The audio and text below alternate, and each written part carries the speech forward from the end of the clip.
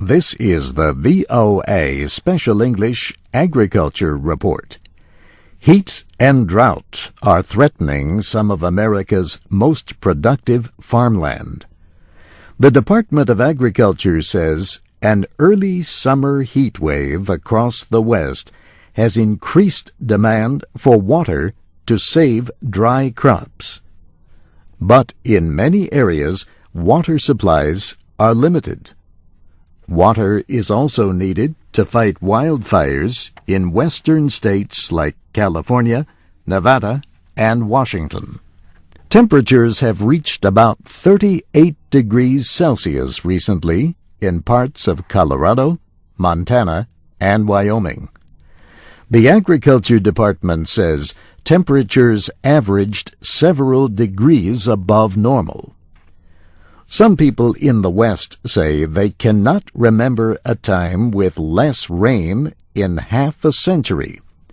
But drought conditions have been most severe in the South.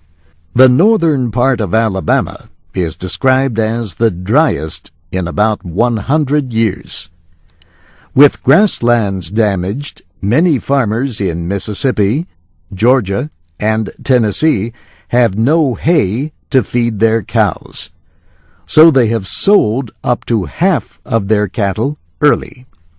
In southern Alabama and northern Tennessee, farmers also suffered through a dry period last year. Some were hoping for a big corn crop this year to sell for ethanol fuel. But the government says most of their crop is in poor or very poor condition. Experts say soybeans and cotton look better, but not very much. Federal officials have declared all counties in Alabama a drought disaster area. That means farmers can get low-cost emergency loans. But they are asking Congress for an additional $17 million in aid. $10 million would go to drilling for water and regrowing pasture lands. The other money would go to cattle producers to help them recover their losses from selling early. But drought is not the only weather problem right now for American agriculture. Recently, too much rain fell for some crops in the southeastern plains.